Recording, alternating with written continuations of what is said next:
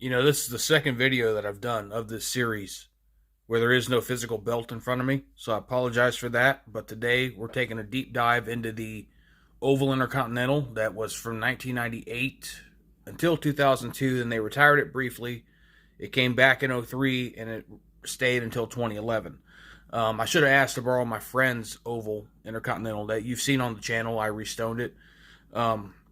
I just didn't get a chance, and I was like, well, the video needs to be shot, so I'm not going to delay the video by a week to go borrow a belt. But what we're going to start with is the 1998 block logo version that debuts the night after WrestleMania. So that would have been March 30th, if I'm not mistaken, 1998. Obviously, this is when the Reggie belts go away, the Classic Intercontinental, the Winged Eagle, the Jamar belts get brought in, except for the European, which is already a Jamar belt. But the purple strap was a Jamar made belt. It featured, obviously, a main plate, 5 side plates, plus a property plate. It's purple on the front with clamshell tooling. And then the back is brown croc skin. You can clearly see that on SummerSlam 1998, the ladder match between The Rock and Triple H. As far as your snap count goes, on the female end, it is 2x5. And on the male end, it is 2x8. And then there is, let's see, the order, there is a little bit of snapbox texturing, just like you would get with Jamar on the Big Eagle, right? Not really noticeable, but if you're looking for it, it's there. And the property plate reads Intercontinental Heavyweight Champion, 1998 Jamar. And then your side plates, these are the order the side plates go in. It's reading from left to right. So you have a top portion and a bottom portion, and then you have the piece of land right there, in the center of the side plate. So the top one would be WWF, the block logo. Then beneath it would be Antarctica, and then you'd have the island of Antarctica in the center of the side plate, moving from left to right. So you go to the right one, just before you get to the main plate, you have Europe up top, Africa, and then obviously you can see that represented. And then you get past the main plate, on the right-hand side, you have North America and South America. And then on the far right side plate, before you get to the property plate, you have Asia and Australia. And that is pretty much it. You can kind of see, I've seen some of the Jamar belts supposedly have that parentheses looking thing that like the Smoking Skull would have, but I'm not seeing it. I'm not saying it's not there. I'm just saying I can't see it. I'll show you a photo of The Rock holding it up out on the stage at Raw, and it may be there. If it is, it's very faint, but I personally don't see it. So we're moving on. That one, I thought they replaced the block logo with a black strap, but if you look at this photo of Val Venus holding it, look at his right hand. It's up by the main plate and one of the inner side plates. If you look up there, you can kind of see the light hitting it. It does have a shade of purple. So I'm assuming just like the crumb rind got dark and just like the block logo Big Eagle got darkened, same thing happened with the purple strap. It started to appear black on TV. And there's also the clip of Jeff Jarrett when he's loading China up and putting her in like a laundry basket, and he's got the belt around his waist. You kind of see it does still appear to be purple. Now, she would go on to win it at No Mercy 1999, and that's when they bring in the Scratch logo. And so the Scratch logo is 2x8 and 2x5. The tooling, from what I can tell, appears to not be, since this is 1999, remember when the Big Eagle, Scratch logo Big Eagle comes in 1998, it still has clamshell tooling. But when we get to 99, Jamar started using a logo stamp with little WWF logos. It appears to be that they've gone away from clamshell and switched to logo tooling on that belt as well. It appears to have WWF logo tooling. The same side plate order, and then the property plate is more like what you would find on a Big Eagle, where it's left all gold. It has a WWF logo in it. It wouldn't be the painted in 2K version that we would get with the 2K Big Eagle. Obviously, we're not there yet, but I'm just saying that that's what it resembles, is like a 99 Big Eagle property plate. And then I have a photo of Jericho winning it at Armageddon 2009. So No Mercy was in October. Armageddon, unless they switched it up this year, I'd have to go check the date. But usually, from what I remember, Armageddon was a December pay-per-view. And Jericho wins it at Armageddon 99. And you can see the inside of the belt is blue suede, which would coincide with the blue suede backing blackstrap Big Eagle that Jamar made for the world title. So, and then there is another version of the Scratch Logo Big Eagle. Scratch Logo, Jesus Christ. Scratch Logo Intercontinental. There we go. That would have black backing. I associate this one with like Triple H. I've seen Triple H with it. Still 2x8 and 2x5. You can definitely see WWF logo tooling on it, especially like with Edge. Edge would go to lose it in 2002 at the Royal Rumble to William Regal.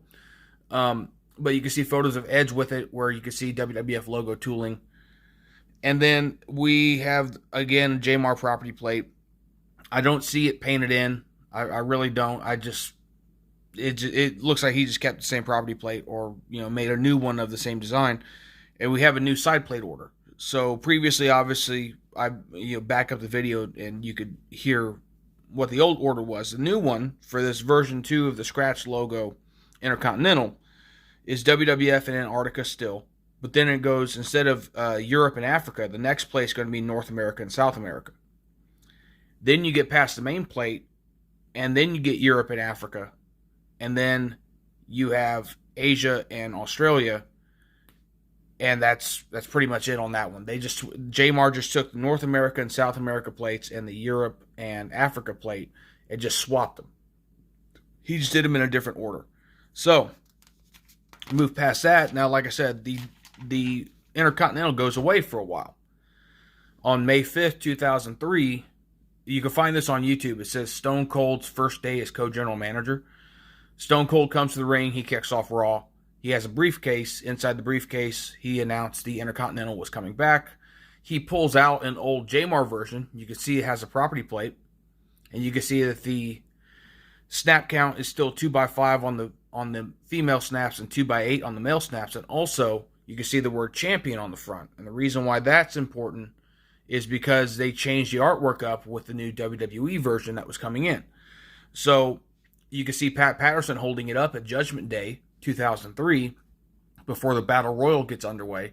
And instead of where the champion used to be, which is below the word Intercontinental on the banner, they moved it up to the banner. So now it says Intercontinental Champion on the banner, and it gives you room now for a nameplate for people like Christian, Randy Orton, Shelton Benjamin, people like that. And then the snap counts get changed. It is now 2x5 on each end. No more logo tooling. They go back to clamshell.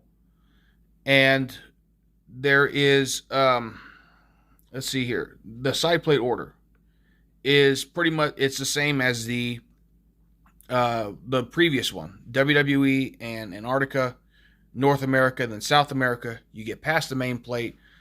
There is Europe and Africa, and then still Asia and Australia. You don't get a property plate anymore. And then that was pretty much it. There is the floral pattern that happens above by each snap box now. You can kind of see that just sticking up just before you get to each snap box. And there's a version that Jamar made, which was brought around 2007-ish, because Umaga had it. And I remember Umaga lost it on Monday Night Raw in Milan when they pulled Santino Marella out of the crowd. So I'm putting photos up with Umaga. And there's also a version where you can see Jeff Hardy has it, where the side plates are reversed. They did revert back to the old Europe and Africa before the main plate, going left to right. And then when you get past the main plate, you get North America and South America.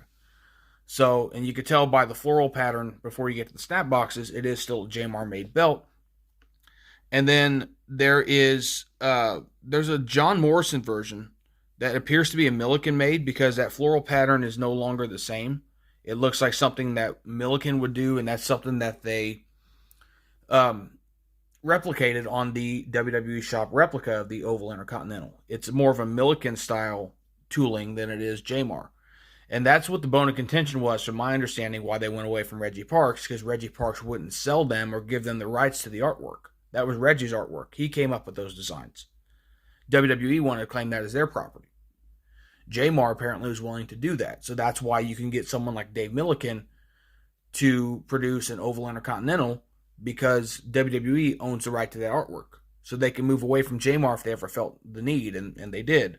But this John Morrison version I was talking about has the same side plate order as the Scratch Logo version 2 that I talked about that Triple H had. It is 2x8 rather than 2x5 on the male snaps. It is 2x5 still on the female snaps.